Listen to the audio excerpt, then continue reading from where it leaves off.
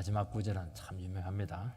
그는 흥하여야 되겠고 나는 쇠해야 되겠다. 우리는 그분도 흥하지만 나도 흥해야 되겠다. 그렇게 말씀하시면 안 됩니다. 그분만 흥하고 나는 싹 없어져야 된다. 그 말씀을 지금 하시는 겁니다. 올라갈 때보다 내려갈 때가 참 어렵다고 합니다. 그냥 올라갈 때는 앞만 보고 목표만 향해서 열심히 달려가면 됩니다. 최정상에 있을 때 내려오려고 하면 너무 어지러질합니다.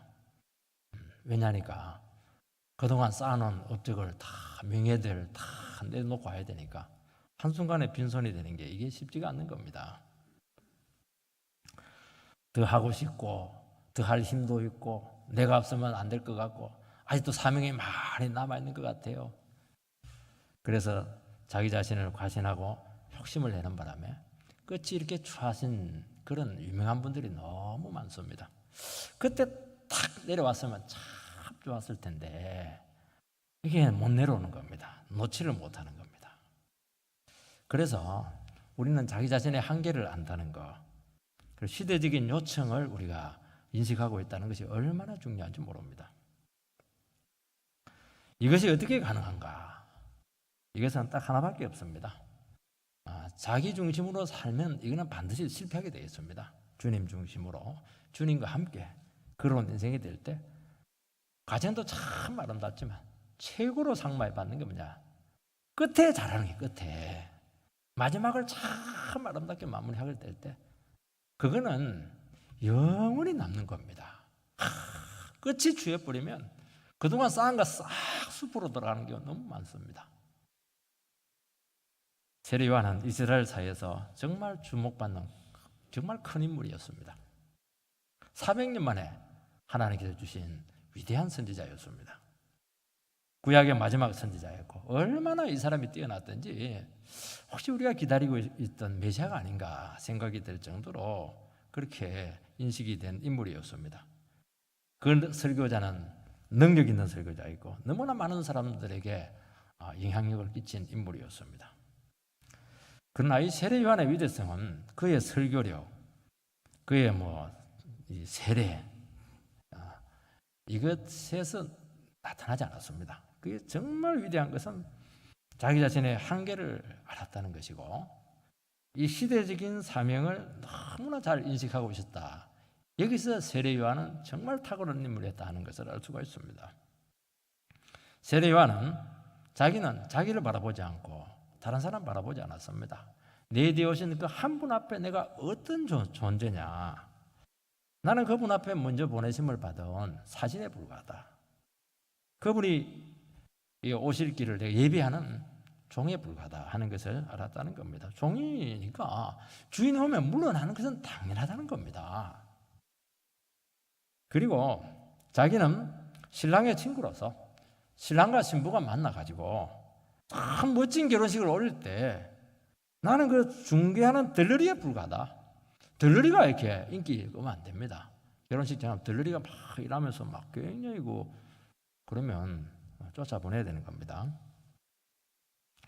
주님이 본격적으로 사명을 감당하기 위해서는 내가 기꺼이 물러가야 된다. 그래서 30대 초반에 딱 물러가는 겁니다. 참 멋지지 않습니까? 최전성기인데 너무 일을 많이 하고 싶은데 딱 끝을 내주는 겁니다. 첫 번째는 요한의 제자들의 혼동이 나타납니다. 오늘 본문의 역사적인 배경을 이해하는 것이 참 중요합니다. 이제 구약이 끝나고 이제 신약이 시작되는 시점을 사복음서에는 뭘로 기록이 되냐니까 세례 요한이 옥에 갇혔더라. 세례 옥에 갇히니까 이제 사역을 못 하지 않습니까? 헤롯 공격하다가 옥에 갇혀서 나중에 참수를 당하게 되는데 그때를 기점으로 해서 예수님의 본격적인 공생애가 시작이 됩니다. 그런데 오늘 본문에 보면 좀 특이한 표현이 나옵니다. 24절 말씀을 읽어보면 요한이 아직 옥에 갇히지 아니하였더라. 지금 공생애가 시작돼서는 안 될 때입니다. 요한이 지금 옥에 갇혀 있습니다. 갇히기 전이었습니다. 이것을 통해서 우리가 짐작해 볼 수 있는 것은 요한이 옥에 갇히기 전에도 예수님께서는 약간의 활동을 하고 계셨다는 겁니다. 여러분 계주 경주를 할 때요, 선두주자가 선발주자가 그 자리에 서 있지 않아요. 뒤로 물러가 가지고 어느 기간 동안 같이 뛰어주는 겁니다. 바톤을 넘겨주기 위해서 그렇게 하는 가속도를 붙이는 것인데 이 중간 기간, 이 과도기 이 기간이 있었다는 것을 알 수가 있습니다. 요한의 그 시대적인 사명은 지금 끝날 시점이 되었고 지금 예수님을 통해서 새로운 복음의 시대가 지금 열리려고 하는 이 중첩 기간, 가도 기간이 있었다는 겁니다. 이런 한 시대가 끝나고 새로운 시대가 시작되기 위해서는 엄청난 수고와 정리가 있어야 된다는 것을 알게 되고 특히 이때 사단이 집중적으로 공격을 해서 혼란을 일으킨다는 것을 알 수가 있습니다. 그래서 이 과도기는 항상 애매해요. 과도기는 항상 예민합니다. 교회에서 리더십이 교체가 될 때 이때 기도를 많이 해야 되는 이유가 뭐냐니까 별것 아닌 것 가지고 오해를 하고 싸우고 그래서 교회가 파탄나는 경우가 굉장히 많습니다. 그것은 뭐냐니까 리더십 교체가 제대로 되지 않아서 그렇게 하는 겁니다. 사탄은 이 기회를 절대로 놓칠 리가 없죠. 세례 요한을 하여금 당신은 대단한 사람이라고 막 부추기고 자기 자신의 한계와 사명을 막 망각하도록 하고 막 충동질하고 그렇게 하면 하나님 나라는 엉망이 되는 겁니다. 작은 일로 틈이 생기게 하고 오해를 불러일으키게 된다면 그동안 쌓은 업적이 무슨 소용이 있겠습니까? 그것이 뭐냐니까 오늘 세례 문제였습니다. 그래서 우리는 이 본문을 대할 때요 주의 종들이 너무 자기 영역 다툼을 해서는 안 되지. 주도권 싸움하고 이렇게 하면 안 되지. 주의 종들 하나님 백성들은 겸손해야지. 이 본문을 이렇게 간단하게 봐서는 안 되는 겁니다. 그럼 굉장히 지엽적으로 보는 겁니다. 이거는 전체적인 시각을 통해서 이 본문을 다루어주게 될 때 이 의미가 충분히 살아난다는 것을 알 수가 있습니다. 22절, 23절 말씀을 읽어보면 그 후에 예수께서 제자들과 유대 땅으로 가서 거기 함께 유하시며 세례를 베푸시더라. 요한도 살렘 가까운 에논에서 세례를 베푸니 거기 물이 많음이라. 그러므로 사람들이 와서 세례를 받으라. 여러분 세례하면 누가 생각이 납니까? 세례하면 세례 요한이 생각나지 않습니까? 그런데 문제는 예수님께서도 유대 땅 어느 한 지역에서 세례를 베푸신 게 문제가 되었습니다. 지금 예수님께서는 본격적인 공생의 사역을 시작하지 않았는데도 불구하고 세례를 베풀고 계신 것입니다. 다른 사역도 많은데 하필이면 세례를 하는 겁니다.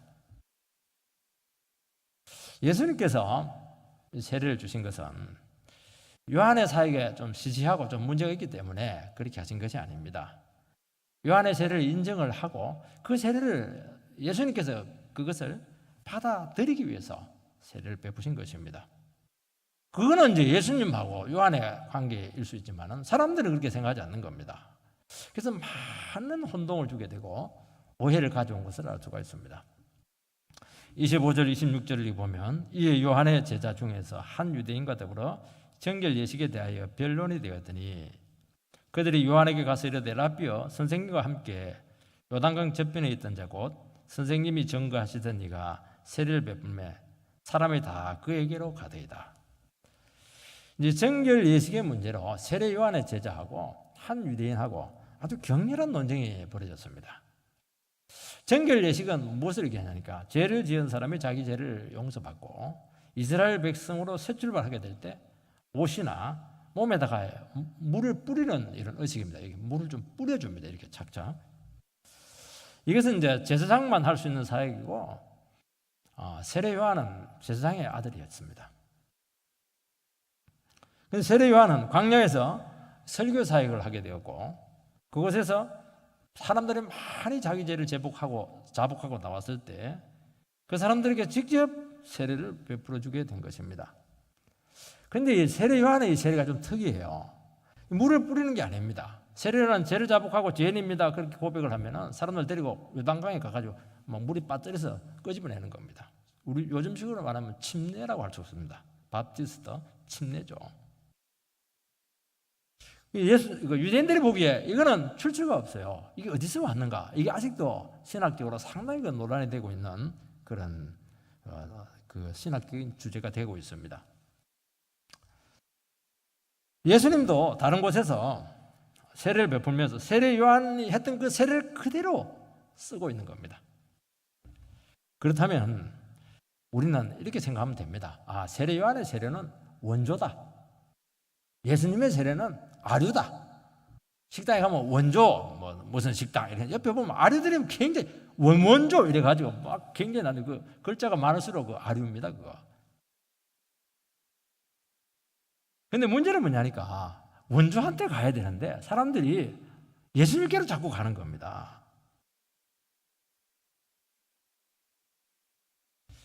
그러면 사람들이 이제 의문이 생기는 거죠. 요한의 세례는 뭐냐?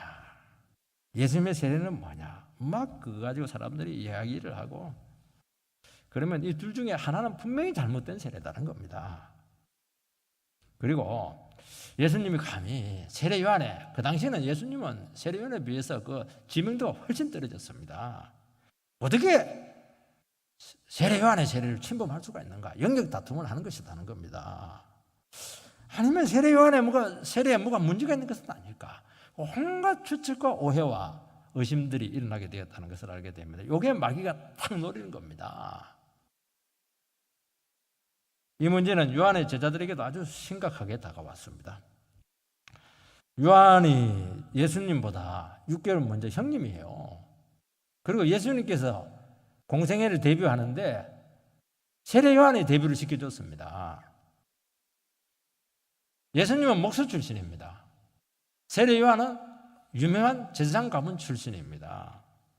그리고 태어나면서부터 나시린이었고 그는 광야에서 오랫동안 경건 훈련을 쌓은 아주 대설교자였습니다. 그러니까 벌써 경력에서 비교가 되지가 않는 겁니다. 그런데 하필이면 이 예수님이 요한의 전매 특허인 같은 세례를 베풀고 있고 문제는 세례를 베풀더라도 막 효과가 없으면 되는데 너무 많은 사람이 그쪽으로 지금 몰려가고 있는 겁니다. 그러니까 제자들 입장에 봤을 때는 위기감이 온 거예요. 이거. 이러다가 우리 사회가 없어지겠다. 그리고 은근히 막 시기심도 생기게 하고 굉장한 의심을 사실은 느꼈던 것을 알게 되고 이대로 둬서는 안 된다는 겁니다. 그래서 선생님인 세례 요한에게 찾아가서 선생님 이런 일이 생겼는데 뭔가 조치를 취해야 되지 않겠습니까? 하는 그 내용을 지금 말씀하고 있는 것입니다. 예수님께서 세례를 베푸신 것은 세례 요한의 영역을 침범하기 위해서도 아닙니다. 또 예수님께서 너무 성질이 급하셔가지고 좀 더 기다렸다가 사역을 하시면 될 텐데 성질이 급한 것도 아닙니다. 요한의 세례를 복음의 시대에도 그대로 사용하기 위해서 그 세례가 지금도 사용되지 않습니까? 이건 굉장히 예수님께 중요했고 요한이 옥에 들어가면 못 배우는 겁니다. 그래서 예수님 자신이 세례를 베풀지 않았습니다. 왜냐하면 예수님은 공생이 끝나고 하늘에 올라가기 때문에 제자들이 세례를 베풀어야 되는 겁니다. 그 제자들에게 파송을 해서 세례 교육을 시킨 겁니다. 우리식으로 말하면 인턴 교육을 시킨 것입니다. 그런데 이 속사정을 누가 알겠습니까? 모르는 겁니다. 하나님 나라 일을 하시는 분들은 항상 주의해야 될 것이 있습니다. 특별한 나의 영역이 있다고 생각하는 그런 경향이 참 많습니다. 그래서 내가 고유한 영역이 있는데 이 영역을 다른 사람이 막 침범을 하면 대단히 불쾌하게 생각을 한다는 겁니다. 그리고 다른 사람보다 내보다 다른 사람들이 훨씬 더 효과적으로 사역을 하면 은근히 마음속에 막 배알이 아프고 시기심이 생기고 그리고 막 헐뜯게 되고 이렇게 된다는 겁니다. 역교회가 막 부흥되면 좋아야 되지 않습니까? 하나님 나라 확장된 거니까. 근데 역교회가 막 부흥되고 우리 교회는 막 정체되고 이렇게 하면은 저게 어찌 안 되나? 저 교회는 우리 교회 오면 안 되나? 이런 생각을 한다는 겁니다, 이게. 여러분, 하나님 나라 전체적으로 보게 되면은 정말 대단히 유익한 일이고 먼 미래를 준비하는 것인데도 불구하고 우리는 인간이기 때문에 시야가 자꾸 좁아지는 게 문제입니다. 여러분, 진리에 대해서는 철저해야 됩니다. 그러나 나의 사역의 영역, 하나님 나라에서 봉사, 일, 자기 사역 여기에 대해서 민감할 필요 없어요. 그거는 하나님께서 하시는 것이고 그냥 내 주어진 사명 감당하다 하나님께 가면 되는 겁니다. 그러니까 우리는 어떻게 생각을 하냐니까 내일이니까 하나님 나라 일을 하면서도 자기 중심적으로 너무 생각을 많이 하는 것이 문제라는 겁니다. 이게 내일 아니에요. 이것은 주님의 일이신 것입니다. 왜 하나님 나라의 사역을 두고 이렇게 민감해집니까? 그것은 딱 하나밖에 없습니다. 은혜가 없기 때문에 그렇게 하는 겁니다. 복음을 제대로 듣지 못하면 일에 대해서 관심이 그렇게 많습니다. 주님께서는 내 죄를 용서하시고 나를 자녀 삼으시고 인격적으로 만남을 주시고 이게 큰 복을 주셨습니다. 우리가 주님을 제대로 만나기만 하면, 그리고 성령 받기만 하면 자기가 없어져요. 나는 이미 십자가로 끝난 겁니다. 그러면서 늘 마음속에 이 재형세의 간격의 역사를 한다는 겁니다. 다른 거는 결정적이지 않아요. 내가 주님 만났고 천국 백성이 되었고 나에게 이런 위대한 복음이 왔다. 이거 외엔 다른 것은 부수적인 겁니다. 그런데 그 감격이 사라지고 은혜가 사라지게 될 때는 내 영역이 어떻고 내 위신이 어떻고 내 그냥 하는 일이 어떻고 이런 쪽에 너무 예민해지게 된다는 것을 기억을 해야 된다는 겁니다. 그래서 우리는 신앙생활 할 때 어떻게 해야 되느냐? 은혜가 철철 넘쳐야 돼요. 다른 것은 하나도 문제가 안 되는 겁니다. 다른 사람이 잘 살면 더 좋지 않아요? 같이 식당 가서 밥 그러면 한 끼라도 더 사주고 이렇게 하거든요. 더 맛있는 거 사주다니까요. 좀 넓게 생각하라는 것입니다. 한 곳에서 세를 베푸는 것보다는 예수님의 제자들이 한둘입니까? 12명에서 퍼져가지고 또 세를 베푸니까 얼마나 영역이 넓어지고 좋은 일입니까? 효과적이죠. 하나님 나라에서는 내 것, 내 영역, 내 위신 이 개념 자체를 없애버려야 됩니다. 내가 인정받지 못하면 어떤 분들은 교회에서 갑자기 열심히 봉사를 하시다가요 그냥 시시해집니다. 그리고 낙심이 돼가지고요, 야, 이 교회는 너무 재미가 없어, 위대한 나를 이렇게 알아주질 않네, 이렇게 하는 겁니다. 그건 왜 그러냐니까 감격이 없어서 그래요. 은혜가 없어서 그런 겁니다. 자기를 어떤 일을 통해서, 봉사를 통해서, 내 사역의 중심성을 통해서 자기를 자꾸 확인하려고 하기 때문에 이런 현상이 오는 겁니다. 여러분, 이것은 부수적인 겁니다. 하나님 누구든지 쓸 수가 있는 거예요. 그래서 나를 통해서 주님께서 일하셔야 된다, 이런 생각 싹 없어져야 되는 겁니다. 무슨 역할이든지 땡큐 주님 감사합니다, 그냥 나는 그냥 문지기로 있는 것도 조사오니 열심히 하고 감사하게 하면요, 그 사람 통해서 일 다 이루는 겁니다. 우리는 좋은 역할을 맡아야 큰 일을 한다고 생각하는데 그렇지가 않아요. 하나님 나라는 나를 통해서 역사가 나타나야 되는 겁니다. 여러분, 동일한 사명을 감당하는 것처럼 보일지 몰라도요, 두 사역을 가만히 보면, 다른 각도에서 보면 좀 차이가 많습니다. 그것이 하나님 나라를 참 다양하고 풍성하게 해요.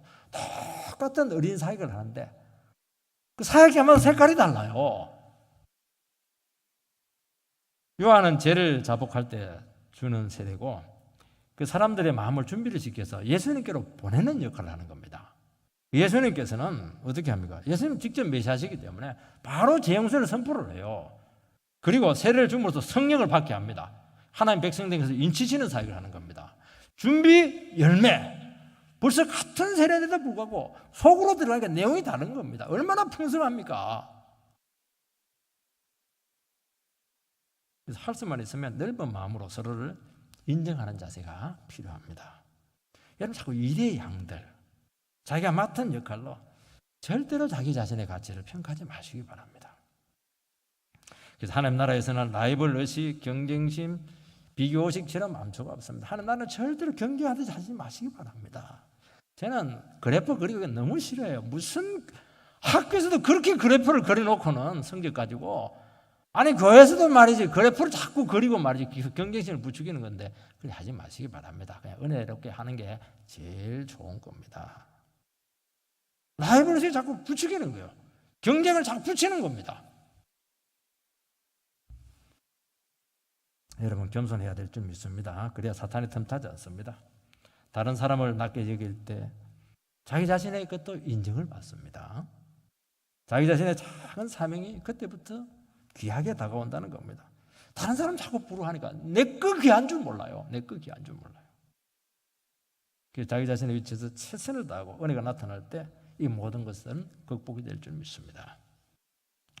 주님께서는 뭐라고 대답을 했습니까? 그들의 잘못된 시각에 대해서 세 가지로 얘기하는데, 첫 번째가 뭐냐니까 하나님이 하신 일을 인정해야 된다, 그렇게 말씀합니다. 27절 읽어보면 요한이 대답하여 이르되 만일 하늘에서 주신 바 아니면 사람이 아무것도 받을 수 없느니라.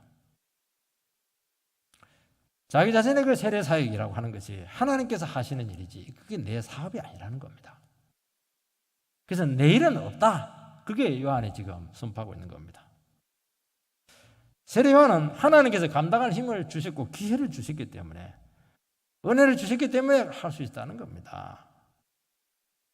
여러분 세례를 베풀려고 해도 하나님이 안 보내주면 그건 무슨 소용이겠습니까? 자기가 그렇게 위대한 설교를 해도 사람들이 감동을 받고 변화되지 않으면 그건 무슨 소용이겠습니까? 그래서 하나님의 말씀을 전가하면서도 무슨 생각을 하게 되냐면 목회자들, 설교자들 같은 경우는 내 설교가 중요한 게 아니라 물론 열심히 준비해야 되겠습니다. 그렇지만은 내 말재주를 가지고 어떻게 한 사람을 해결시킬 수 있냐는 겁니다.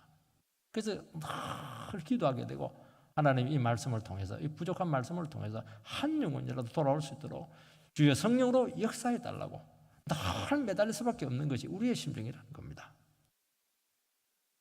그런데 놀랍게 그런 심정으로 설교를 하니까 사람들이 뭐 회개하면서 나오더라는 겁니다. 너무 신기했습니다. 이 설교를 하면서도요, 그냥 자기 말이 아닙니다. 내가 어떻게 이런 말을 할 수가 있을까? 자기는 절대로 죽었다 깨어나도 이런 말을 할 수가 없는데 너무 놀랍게도 너무 위대한 말, 그전에도 못했고 앞으로도 못할 위대한 말들을 주님께서 주시더라는 겁니다. 여러분 세상 일은 자기 능력과 지혜로 가능합니다. 하나님 나라 일은 반드시 하늘에서 주셔야 할 수 있는 겁니다.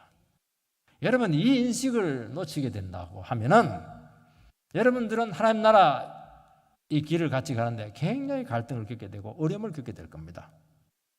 내 힘으로 하는 게 아니에요. 하나님께서 준 것을 가지고 하는 겁니다. 이게 없으면요 시기하고 질투하고 비교하고 경쟁하고 갈등하고 우리들끼리 그냥 싸우다가 힘 다 빼는 겁니다. 시간 다 낭비하는 겁니다. 지금 우리는 동력자들인데 우리는 함께 같이 가야 될 배를 타고 있는 그런 사람들인데 그 별것 아닌 것 가지고 그렇게 영역 다툼을 하고 그렇게 한다는 겁니다. 여러분 하늘에서 능력을 누구에게 주느냐는 겁니다. 이 싸움이에요 지금. 그때 영적 분별력이 생기고 생명은 하늘에서 온다는 것을 안다면 우리의 관심이 달라져야 되는 겁니다. 다른 사람을 바라볼 틈이 없는 거예요. 주님 바라봐야 됩니다. 주여 오늘도 나에게 능력을 달고 성령을 주시고 권세를 달라고. 그러면 끝나는 겁니다. 안 주면 뭐 안 하면 되는 것이죠 뭐. 그래서 우리는 하나님을 바라보면서 내가 지금 하늘의 것으로 채워지고 있는가, 엉뚱한 세상 쓰레기로 막 채워지고 있는가, 이런 것들 영적인 점검을 하라는 겁니다. 사람하고 왜 비교합니까? 하나님하고 비교를 해야죠. 내가 하나님 앞에 내가 어떤 존재인가 하는 것을 비교해야 된다는 겁니다. 나에게 말씀이 역사하고 있는지, 내가 지금 은혜 가운데 걸어가고 있는지, 나에게 지금 지혜가 있는지, 기도의 영역이 지금 나타나고 있는가, 이거 얼마나 중요한 일입니까? 어떻게 다른 사람과 비교하고 시기질도 하면서 시간 낭비할 수가 있겠습니까? 그 시간에 한번 정신 차리고 기도나 한 번 더 하고 성경에는 더 읽는 것이 백배 천배 낫다는 겁니다. 여러분 다른 사람들에게도 동일한 하나님의 역사가 나타나게 된다면 어떻게 해야 되겠습니까? 좋은 일이지 않습니까? 마음껏 축복하고 마음껏 인정하고 마음껏 도와주고 그렇게 하시기 바랍니다. 세례 요한은 예수님이 그 짧은 시간에 엄청나게 많은 사람들을 끌어모은다. 더 큰 역사가 나타난다. 자기도 인간인데 어떻게 마음이 처음에는 편할 수가 있겠습니까? 그런데 마음을 바꿔버렸어요. 이것은 하나님께서 하시는 일이다. 하나님께서 입으로 통해서 역사하고 있다. 그걸 딱 인정을 하는 순간 완전히 마음이 달라졌습니다. 할렐루야! 주여, 주님께서 더 많은 역사를 일으키셔야 됩니다.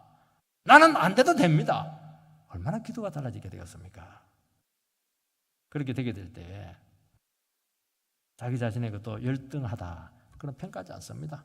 나도 참 귀하다. 그런 가운데서 나를 끼워줘가지고 그래도 소멸되지 않도록 계속 하게 하시는 게 얼마나 좋습니까? 그래서 축소된 세례사역을 계속 지탱을 한 겁니다. 우리는 마음에 안 들면요, 내가 인정 못 받으면 뜯어쳐버려요.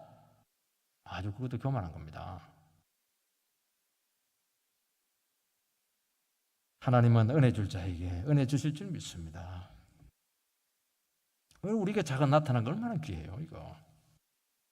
여러분, 우리에게 있는 작은 은혜들요, 이것도요, 특별한 것이고 이거 남이 대신 해줄 수가 없는 겁니다. 나만 할 수 있는 겁니다. 그거 내가 감당해야 되는 겁니다.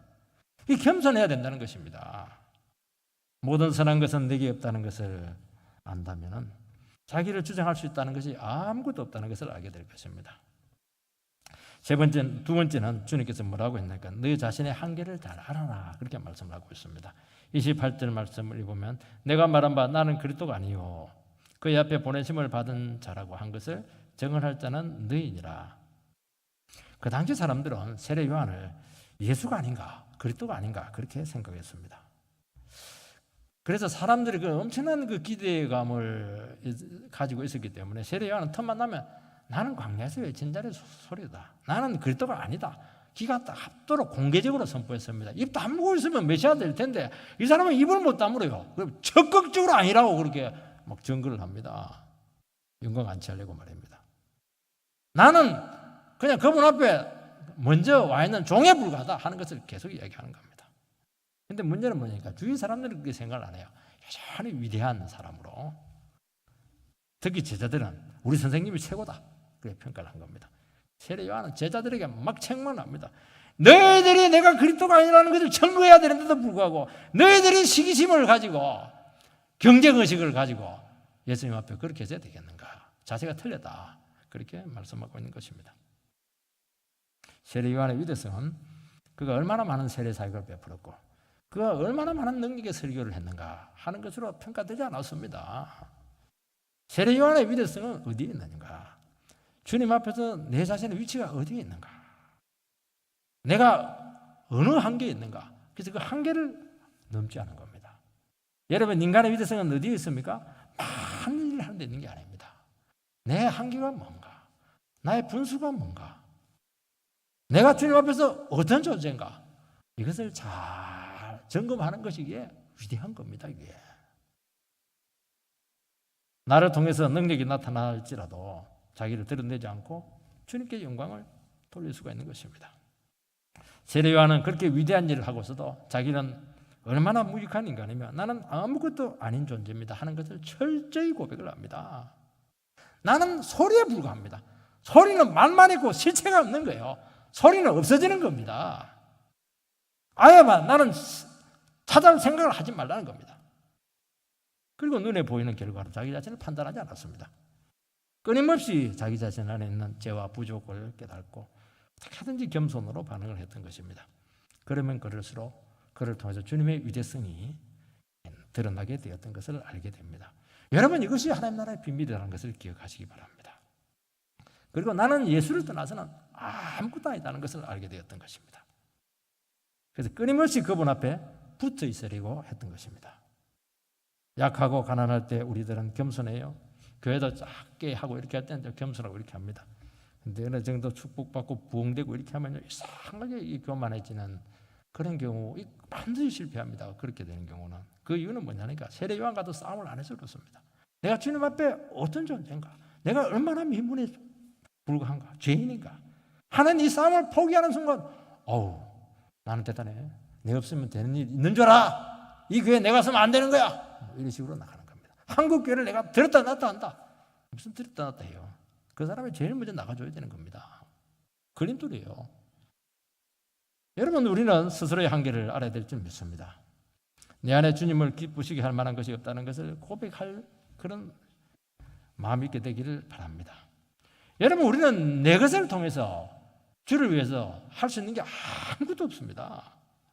주님이 써주시니까 쓰이는 겁니다. 내가 어떤 분들 내같이 위대한 사람 왜 안 써주세요? 안 써줍니다.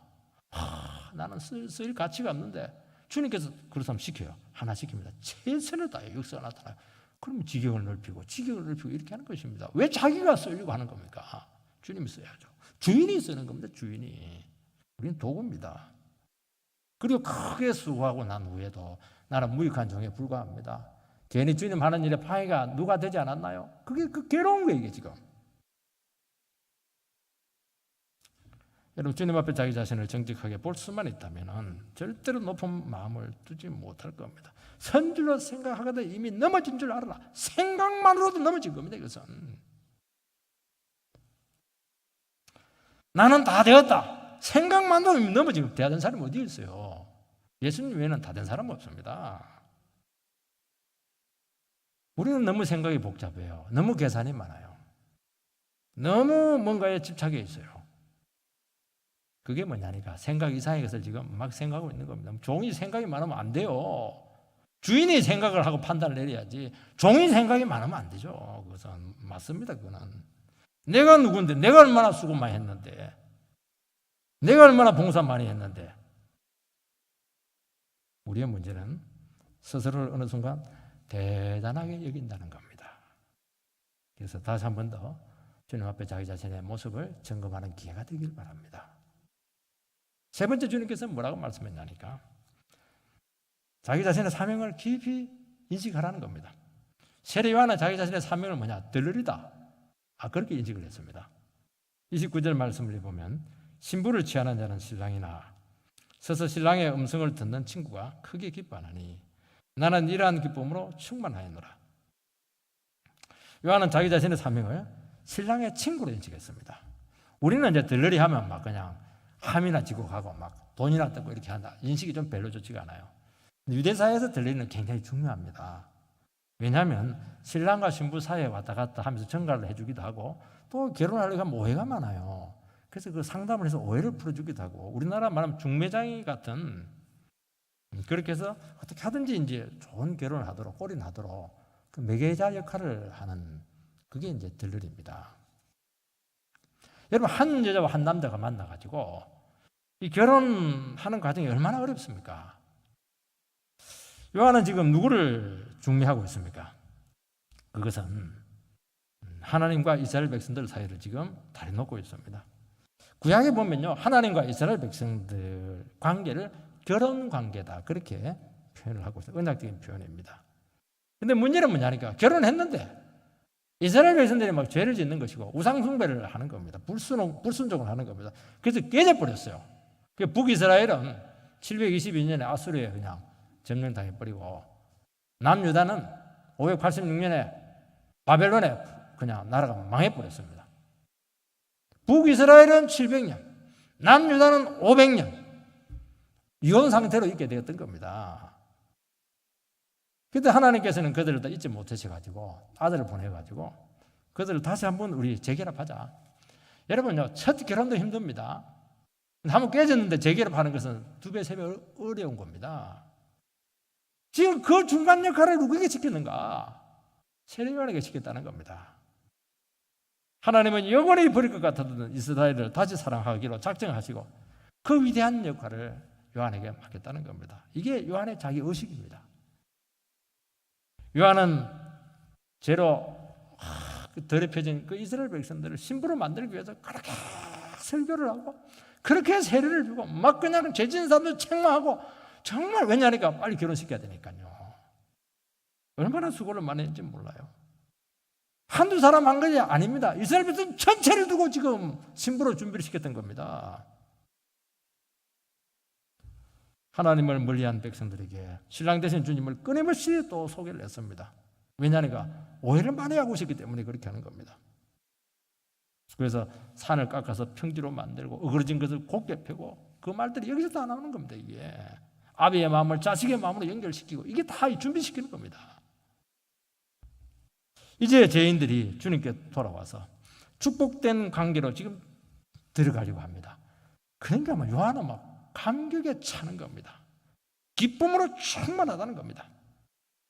오늘 우리들에게 말씀하고 있습니다. 우리는 지금 무엇으로 감격에 차 있습니까? 나의 작은 사명을 통해서 한 영혼이 돌아오게 된다면 그들이 죄를 고백하고 자기 자신의 모습을 찾고 하나님의 말씀에 붙들려서 은혜를 체험하게 된다는 것을 알게 될 때 이 떨리는 기쁨, 막 천사들과 함께 기뻐하는 이 기쁨에 우리가 지금 동참하고 있는가 하는 것을 말씀하고 있는 것입니다. 여러분요, 우리 인생에서 최고로 기쁜 일은 뭡니까? 큰 사업을 하는 겁니까? 자식이 막 정말 좋은 대학에 들어가는 겁니까? 그것도 참 귀합니다. 그러나 죄인 한 사람 구원시켜가지고 하나님 백성 만들 때요, 정말 기뻐할 일입니다. 이것은 죽은 영혼을 살리는 것처럼 복된 것이 없다는 겁니다. 천하보다 귀한 영혼을 회복시키는 것보다 가치 있는 일이 이 세상에 어디에 있는가 하는 것입니다. 지금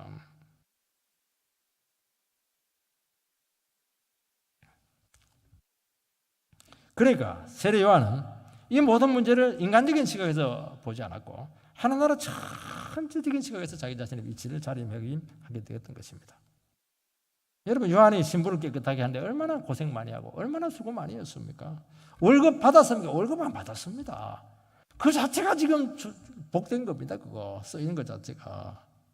나는 하나님 나라 그 위대한 일, 정말 가치 있는 그 일에 작은 한 부분을 감당하고 있습니다.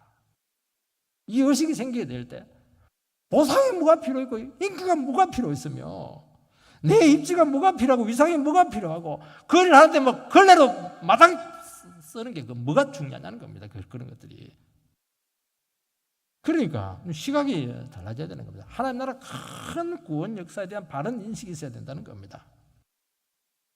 주님을 통해서 오게 될 그 새로운 시대에 대한 비전이 있었고 하나님의 일하심을 그는 보았던 것입니다. 이것이 자기 중심성을 극복할 수 있는 비결이라는 것을 말씀하고 있습니다. 여러분, 이것을 생각해야 됩니다. 요한의 제자들은 우리 선생님이 잘 돼야 돼요. 우리 선생님 사역이 번창해야 됩니다. 요한은 절대로 그렇게 생각하잖아요. 내가 소멸돼야 된다. 없어져야 된다. 내가 망하면서 주님께서 영광 받아야 된다. 생각이 완전히 달라지게 된다는 겁니다. 우리는 주를 위해서 뭔가 많은 일을 해야 된다고 착각합니다. 내가 믿음대로 살아야 되고 내가 전도를 많이 해야 되고 내가 봉사를 많이 해야 되고 내가 세례를 많이 베풀어야 된다. 그렇게 속단합니다. 물론 그런 기회가 주어졌을 때 많이 열심히 하시기 바랍니다. 충성된 종이 되시기 바랍니다. 그러나 그 많은 일들도 주님 앞에서는 별것이 아니라고 말씀하고 있습니다. 생명을 주시고 영혼을 살리고 구원을 오게 하시는 분은 오직 주님밖에 없으시다는 것입니다. 그걸 안다면 생각이 달라지는 거예요. 주님 앞에 내가 아무것도 아님을 고백하는 그 순간 그 자리에서 주님께서는 일하신다는 겁니다. 내가 살아있으면 일 안 해요. 다른 사람이 큰 일을 하게 될 때 그 사람 얼마나 인기 끌까? 얼마나 그냥 영광 받을까? 착각이에요. 그러니까 라이벌 의식이 생기는 겁니다. 주님이 그냥 쓰신 거예요. 그것도. 여러분, 우리는 하나님 나라에서도 자기가 자꾸 중심이 되려고 하고 중요한 인물이 되려고 하는 그런 참 재성을 가지고 있습니다. 제가 분명히 얘기합니다. 자기가 정말 중심이 되어야 된다고 생각하면 역사 안 합니다. 나는 문지기로 있는 것도 좋사오니 그 사람을 통해서 일하신다니까요. 나의 사명이 결정적이다. 세상에 결정적인 게 뭐가 있습니까? 주님이 결정적이죠. 덜러이죠, 덜러리. 우리는 그분이 하시는 일을 지켜보면서 기뻐하고 박수치고 그 기쁨에 같이 동참하고 말이죠. 내가 나서야 됩니다. 걸림돌이에요. 걸림돌. 내가 살아서 내가 일을 하기 때문입니다. 그렇지 않으면 반드시 그렇게 되게 되어 있습니다. 나는 아무것도 아닌 존재로 주님 앞에 기꺼이 내 자신을 드리게 될 때 그때부터 주님께서 놀라운 일을 나타내신다는 것입니다. 여러분, 내가 주인공이 될 필요가 없는 겁니다. 여러분, 조연이 많아요. 주인공 한 사람이면 돼요. 예수님 한 사람이고 조연이 많아야 돼. 엑스트라는 떼거리고 있어야 되는 겁니다.